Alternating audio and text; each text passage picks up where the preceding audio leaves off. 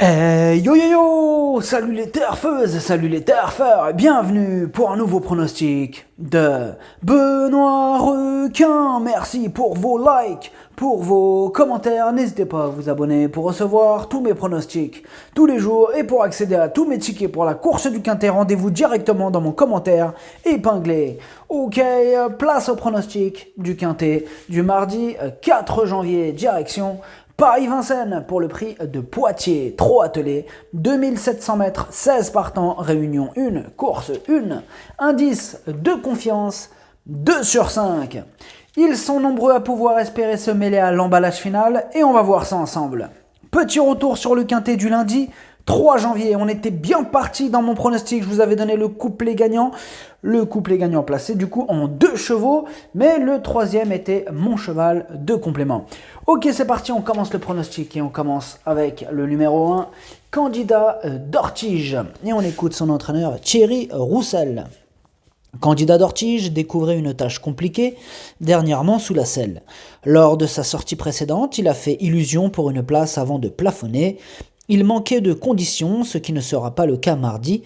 Il a bien travaillé en vue de ce bel engagement. S'il ne fait pas l'arrivée, c'est qu'il n'apprécie plus Vincennes.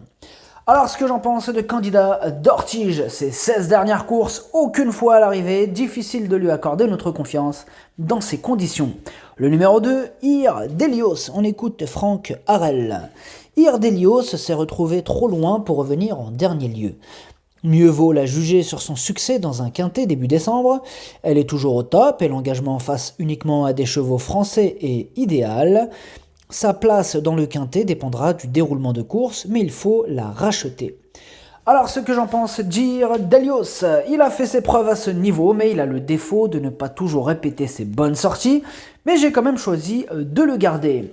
Le numéro 3, Carioca, et on écoute Pierre Lévesque.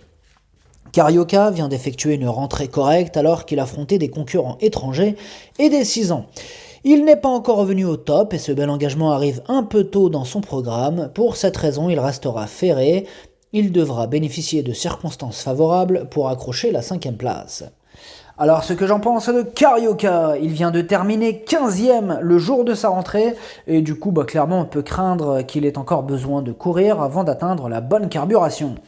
Le numéro 4, Canular, et on écoute Benoît Blachet. Canular m'a déçu dernièrement. Il m'a paru très loin de son meilleur niveau.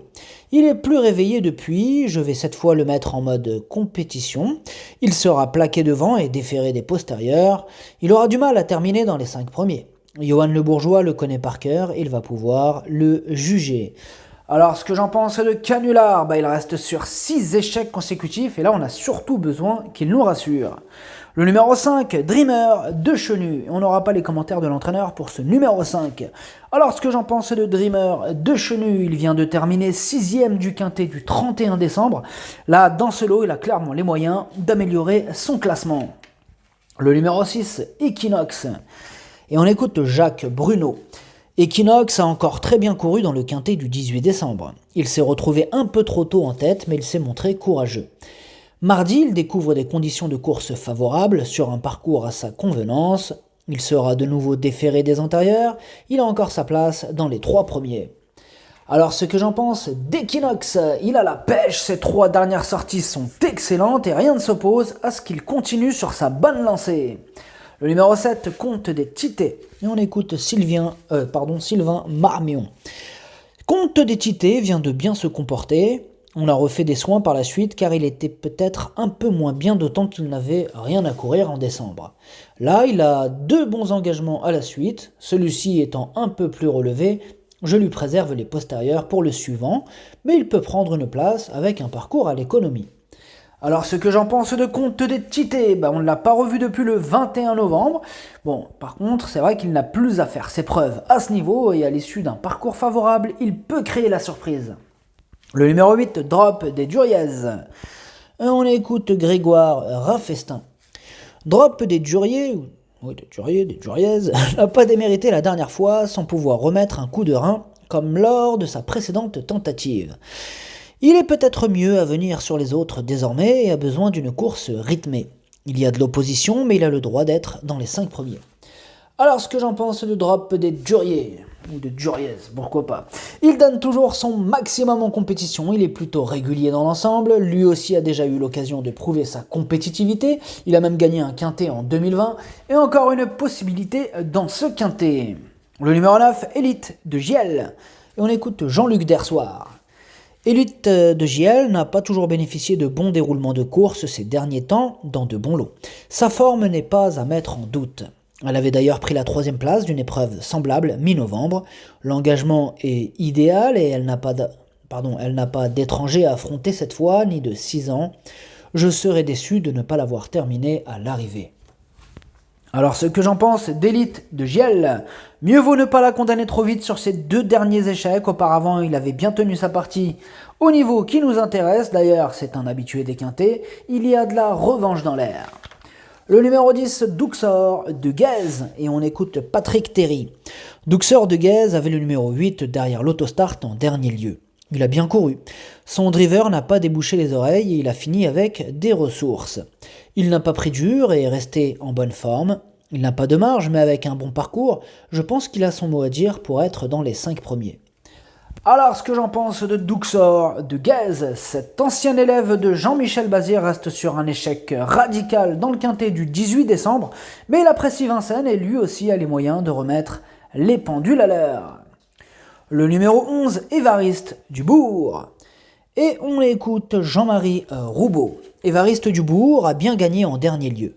Il avait besoin de cette course et va monter là-dessus. Il va être parfait pour ce super engagement. Si tout va bien, il devrait bien courir. Alors, ce que j'en pense d'Évariste Dubourg, il est dans une forme olympique. Il a remporté ses 5 dernières courses. Il s'annonce une nouvelle fois redoutable. Le numéro 12, Copsy. Et on écoute Dominique Loqueneux. Copsy m'a déçu dernièrement alors que j'avais fait de cette épreuve un objectif. Je ne l'ai pas drivé au mieux, mais il n'était pas au top. Il a été soigné depuis, il paraît mieux à l'entraînement, il découvre un engagement en or et a déjà brillé à ce niveau. Il a besoin de me rassurer, mais il serait risqué de le condamner hâtivement. Alors, ce que j'en pense de Copsy, tout d'abord, c'est lui mon 2e cheval de complément en cas de non partant. Alors Copsy traverse une mauvaise passe, là il reste sur 3 échecs consécutifs, et pourtant il vaut largement ce lot, mais du coup on a quand même quelques doutes sur sa forme.